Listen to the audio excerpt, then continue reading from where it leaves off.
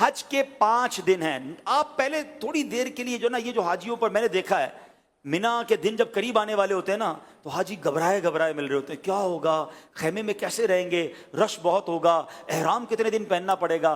حج کے دن قریب آئیں تو ٹینشن میں نہیں خوشی میں اضافہ ہونا چاہیے. سب سے پہلی بات, بہت بڑا ٹینشن ریلیز آپ کا یہ کر دیتا ہوں کہ احرام آپ نے 5 دن نہیں صرف 2.25 دن باندھنا ہے. صرف 2.25 دن کا احرام ہے. 1.5 دن تو پہلے عمرے میں باندھ لیا تھا آپ نے, پھر کائی کی ٹینشن ہے. پہلے میں نے کہہ دیا احرام فرینڈلی ہو جاؤ, اور حج میں میکسیمم 2.5 دن کا احرام ہے, کوئی 5 دن کا احرام نہیں ہے. ٹھیک ہے, تو آدھا ٹینشن تو ویسے ریلیز ہو گیا ہوگا. اب آ جاؤ حج کے 5 دن کیا کیا ہیں. 8 ذوالحجہ, 9 ذوالحجہ, 10 ذوالحجہ, 11 اور 12. ٹھیک ہے, یہ 5 دن حج کے جو اہم مناسک ہیں وہ اس کے اندر ہیں. 8 کو ہم نے کہاں جانا ہے, انشاءاللہ مینا جانا ہے. کہاں جائیں گے؟ ظہر کی نماز سے پہلے مینا پہنچ جائیں, اور 5 نمازیں مینا میں پڑھنی ہیں. ظہر, عصر, مغرب, عشاء اور فجر. فجر پڑھیں گے وہ کون سا دن ہو جائے گا؟ ویری گڈ, کون سا دن ہو جائے گا؟ 9 کا دن. 8 کی ظہر سے لے کر 9 کی فجر تک ہم نے مینا میں رہنا ہے. 5 نمازیں پڑھنا مینا میں سنت ہے. اب 9 کی فجر کے بعد یاد رکھیے گا, حج کا crucial day, most important day of حج, جس کو وقوف عرفہ اور جس کو یہ کہیں کہ وہ رکن اعظم ہے حج کا, اس کے بغیر حج ہی نہیں ہو سکتا, اور وہ ہے عرفات کا دن. اور اب یہ دن آ گیا ہے 9 ذوالحجہ, یہ یوم عرفہ کہلاتا ہے. اب حاجی کو جانا ہے عرفات کے میدان میں. جو 9 ذوالحجہ کا دن ہے وہ پورا دن ہم نے کہاں گزارنا ہے؟ عرفات میں. یہ خاص دن ہے.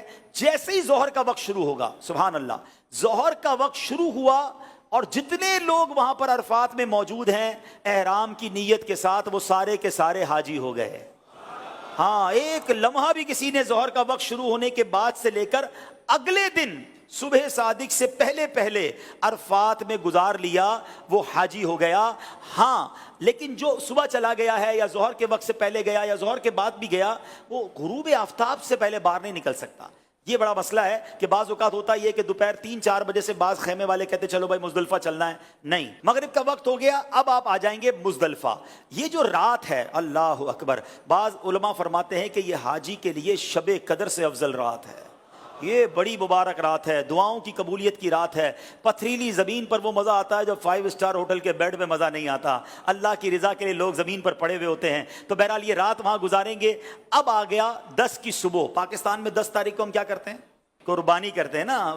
حج کا دن ہوتا ہے, عید کا دن ہوتا ہے نا, آج ہی بڑی زبردست عید مناتا ہے. 10 تاریخ کو پہلا کام ہم نے کرنا ہے کہ ہم نے رمی کرنی ہے, ہم نے شیطان کو کنکریاں مارنی ہیں, اس کے بعد قربانی کرنی ہے, اس کے بعد حلق کرنا ہے. یہ 3 کاموں کی ترتیب یاد رکھیے گا. پہلے کیا کرنی ہے؟ رمی کرنی ہے, پھر اس کے بعد قربانی کرنی ہے, اس کے بعد حلق کرنا ہے. آپ احرام سے فارغ ہو گئے. ہاں, احرام تو پورا ہو گیا. ابھی تو 10 تاریخ کی صبح ہی ہوئی ہے, دوپہر ہو جائے گی زیادہ سے زیادہ. 2.5 دن میں آپ احرام سے فارغ. صرف ایک پابندی باقی ہے جو مرد و عورت کے معاملات ہیں, باقی یو آر فری ناؤ. اب اس کے بعد طواف الزیارہ کر لیں تو وہ پابندی بھی ختم ہو جائے گی.